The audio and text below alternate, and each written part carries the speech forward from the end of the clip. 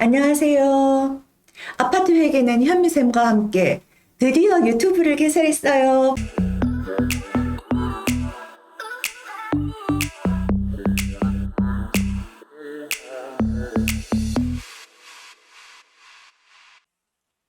자, 오늘은 전표 철 해볼 건데요. 보통 전표는 한 달에 한 번 철해서 소장님한테 결제를 받는 건데, 보통 시기는 관리비 부과하고 난 다음에 이제 내가 심적으로 이게 완벽하게 되었다라고 생각하게 되면 결제를 올리니까 이제 보통 5월분을 이제 6월 한 20일경 왔다 갔다 이렇게 작성을 해서 결제를 올리겠죠. 자, 현장에서 지금 화면에 보이는 것처럼 이렇게 이제 전표들을 출력을 했습니다.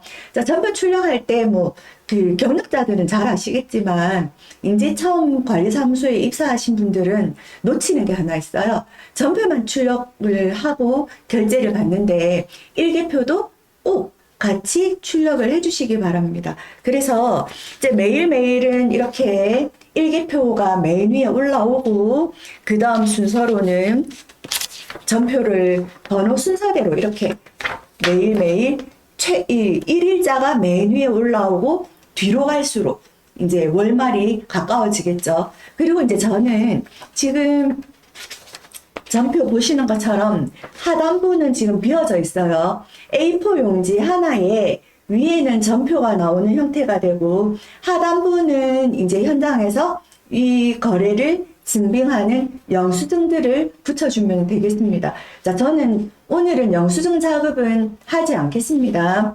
자, 그런 식으로 해서 이렇게 한 달분을 순서대로 편차를 하는데요. 이제 그 중에서 제가 세 가지 전표에 대한 것만 좀 보여드릴게요. 자, 일반적인 거래 말고 이제 우리가 아파트는 관리비 수납하는 게 굉장히 중요하겠죠? 그래서 관리비 수납한 전표를 이제부터는 수납 전표라고 부르겠습니다. 자, 이 수납 전표에 대한 증빙으로는 하단부에 1일 수납 대장을 첨부를 하시면 되겠고요. 그리고 이제 두 번째는 부가전표. 이제 부가전표는 우리가 관리비 부과하고 난 다음에 이제 차변에 미수관리비가 오겠죠. 그리고 나면 이 전표의 증빙서류로는 동별관리비 조정집계표를 첨부를 하시면 되겠습니다. 자, 아파트에게는 이제 반드시 모든 거래에 대해서 증빙 영수증들이 필요하거든요. 자, 그리고 이제 제가 오늘 세 가지 전표에 대해서 말씀드린다고 한 세 번째 전표는 얘가 뭐냐면 월말 전표입니다. 이제 한 달 모든 전표를 입력을 다 하고 나면 맨 마지막 전표에는 미부과 관리비 계상하는 전표가 있거든요. 근데 이 전표에 대해서는 우리 경력자들도 영수증이 없다라고 생각을 하는데, 이제부터는 영수증을 좀 첨부를 할게요. 그럼 이 영수증은 무엇으로 대체를 할 거냐면, 관리비 부과하고 나면 엑셀로 작성되어진 부가내역서에 보면 이렇게 총괄표가 있잖아요. 총괄표를 첨부하게 되면 영수증으로서의 역할을 충분히 할 수 있을 것으로 보입니다. 자, 이렇게 해서 한 달분 전표를 제가 이제 오늘은 처리할 건데요. 저는 사실 이게 좀 양이 좀 작죠. 근데 현장에서는 이거보다 좀 두툼해질 겁니다.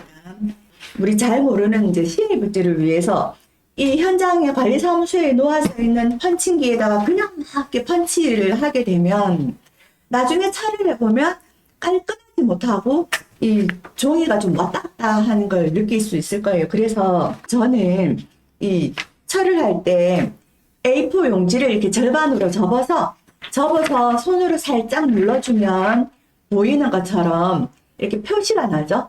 자, 여기가 이제 가운데라는 거죠. 자, 이 가운데가 정해지면 여기다가 펀칭기에다가 이렇게 넣어서 위치가 맞는지 한번 확인을 하고요. 펀칭을 하겠습니다. 이렇게 전표를 펀칭을 다 했으면 이제 이 아이를 감쌀. 얘는 이제 A4 마분지예요. 자, A4 마분지 가지고 앞면, 한 장은 앞면, 또 한 장은 뒷면 이렇게 갈 거거든요. 자, 얘는 뒷면에 갈 거. 하나는 앞면, 하나는 뒷면. 자, 이거 두 장만 처리를 하는 게 아니라 이 한 장이 더 필요해요. 자, 보통 한 장의 이 전표 두께가 두꺼워지면 A4 용지 한 절반 정도만 하면 감쌀 수 있는 표지가 만들어지거든요. 자, 제가 그러면 미리 한번 잘라 놓고 해볼까요?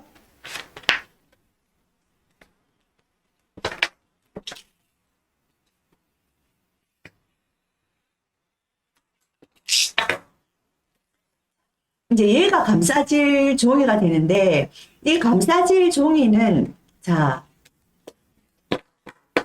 펀칭할 때 이런 모양으로, 앞면, 뒷면, 감싸질 A4 마분지는, 자, 이 좀 어두운 색깔이 위로 올라오도록, 자, 이렇게 해서 펀칭을 합니다. 자, 이렇게 뚫었으면, 채철을 한번 넣어 볼게요. 채철에는 7cm예요. 여기 짧은 부분이 앞면이기 때문에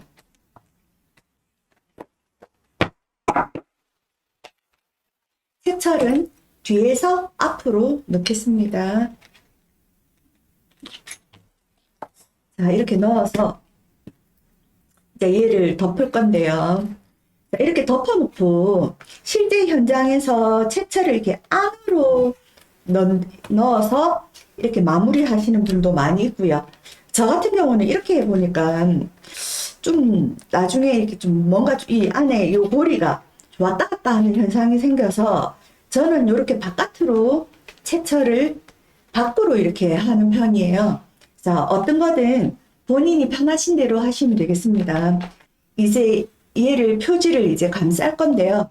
감싸는 것도 제가 현장에 가보면 너무 천차만별이어서 가는 단지들마다 이렇게 좀 수정을 해주곤 하는데, 자, 보통 많이 틀리는 케이스가 어떤 케이스냐면 이 책철이 있는 부분을 이렇게 좀 띄워서 이렇게 감싸는 단지들이 있어요.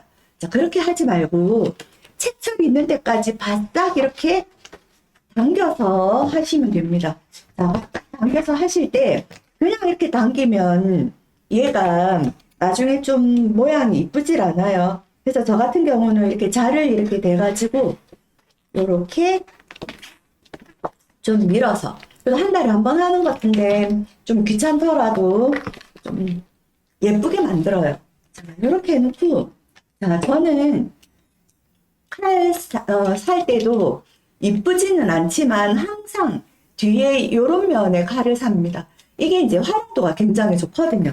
자, 이걸 가지고 뒷면을 가지고 이렇게 눌러주면 손쉽게 예쁘게 이렇게 만들 수가 있어요. 자, 이렇게 한 면을 하고 나면 이제 감쌀 겁니다. 자, 감쌀 때도 한번 이렇게 접었다가 얘를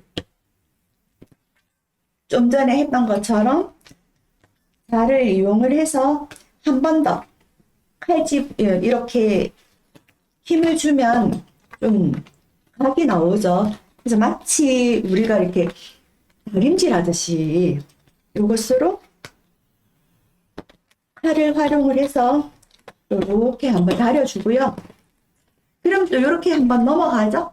그리고 나면 이제 이쪽 마지막 단면을 이제 넘길 차례인데, 현장에서는 저처럼 이렇게 두께가 얇지 않겠죠? 현장은 좀 영수증도 붙이고, 그리고 저희가 샘플로 한 단지는 세대수가 50세대가 안 되는 경우라서 얇지만, 보통 우리가 뭐 의무관리 세대라고 하면 150세대 이상이니까 요거 한 2배 정도 이렇게 될 거예요, 보통들은.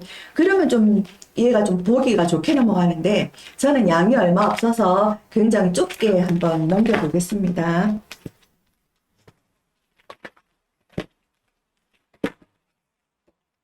자, 얘도 이제 마지막도 한번 이렇게 그 흠집을 주고 얘를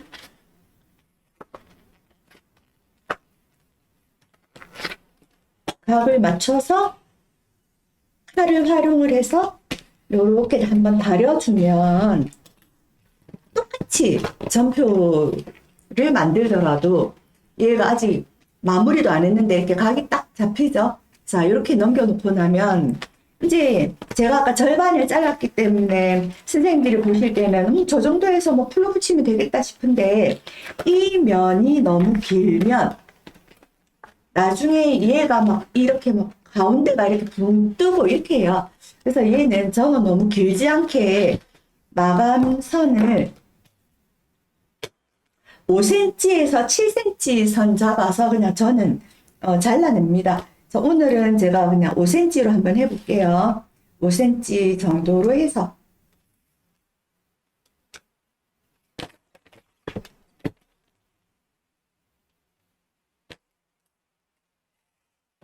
요래 놓고 나면 여기에 5cm가 넘어가는 요 부분들은 잘라내면 되죠.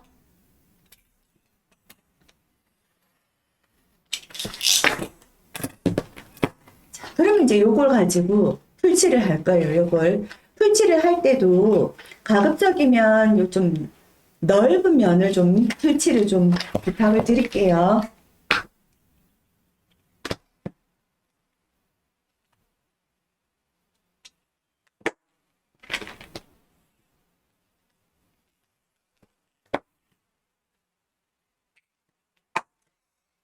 풀칠 했어요. 자, 풀칠하고, 이제 과거에 제가 이제 수업을 할 때는 뒤에다가 결제란을 만들었었는데, 뒤에다가 하니까 잘 안 보여가지고, 요즘은 그냥 이 뒷면을 이 상태에서 마무리를 합니다. 자, 마무리를 할 때는, 요렇게 두지 말고요. 자, 테이프로 완전히 봉인을 해줘야겠죠. 자, 예쁘게 봐주시고. 잘 됐다고 생각을 하고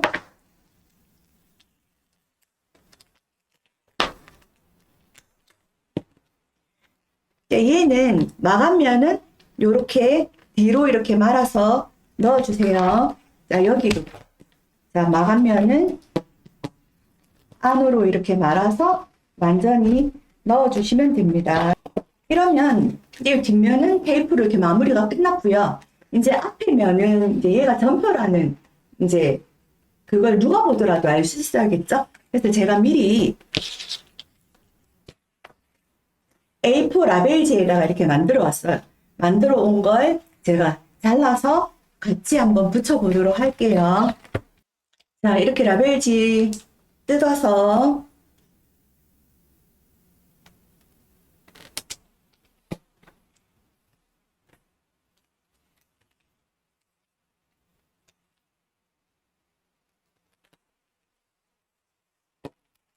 이렇게 앞면에는 이렇게 붙이고요. 그 다음 보통 얘네들을 단지에서 보관을 할 때 자, 이렇게 책꽂이에 꽂긴 하지만 또 이렇게 보관하는 데도 있어요. 그래서 여기는 지금 붙일 자리가 없다 보니까 우리가 조금 전에 제가 폭이 좀 좁다라고 얘기했던 거 이거 잘랐던 거를 이면에다가 이렇게 붙여 볼게요. 제가 얘는 혹시나 또 라벨지 말고 사용하시는 분들을 위해서 일반 종이에 출력을 했거든요. 그래서 얘는 풀로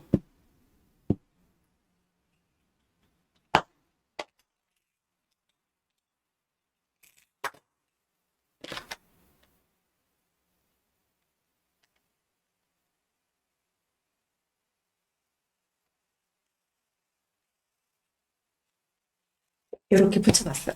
만약에 현장에서 이렇게 꽂아놓으면 어디에서 보더라도 점표라는 거 몇 월분인지 잘 알 수 있겠죠. 그리고 또 하나 팁은 여기에 글자가 잘 안 보이지만 자, 연도를 표기를 했습니다. 그래서 예를 들어서 2025년은 제가 요 색깔로 전부 표기를 했다면 내년도 점표는 좀 다른 색으로 한다면 같은 연도는 같은 색깔로 이렇게 관리를 해보면 우리가 캐비넷대에 꽂아놨을 때도 훨씬 더 색깔별로 찾기가 편하겠죠. 자, 이렇게 하고 자, 요즘은 회계 처리 기준에서 소장님들이나 간사님들이 이렇게 출력되어진 전표에다가 확인 작업을 거치는지 규제를 하고 있기 때문에 반드시 소장님과 간사님들이 결제를 할 수 있도록 우리가 결제란을 만들어서 붙여야겠죠. 그래서 저는 제가 이 결제란들을 우리 주소 라벨지 있잖아요. 얘는 16칸짜리입니다. 거기다가 이렇게 미리 만들어 봤어요. 미리 만들어서 이제 얘는 요렇게 떼가지고 자 가운데다가 하실 분들은 가운데다 하시고 저 오늘은 가운데에 붙여 볼게요. 자 요렇게 결제란까지 만들었어요. 그러면 여기 제가 이제 오늘 담당자의 입장에 되어서 제 도장을 한번 찍어 보겠습니다. 자, 제 도장을 자, 여기다 찍고 이렇게 찍고 나면 공란이 하나 보이는데요. 여기 공란은 자, 결제하는 날짜를 기재하라고 제가 비워놓은 거거든요. 그럼 여기에다가 날짜를 제가 여기 보시면 4월분 전표이기 때문에 자, 4월분 관리비 부과가 끝나려면 5월 20일 정도가 되겠죠. 그래서 저는 제가 여기다가 5월 20일이라고 적어봤어요. 이러면 전표 만들기 끝!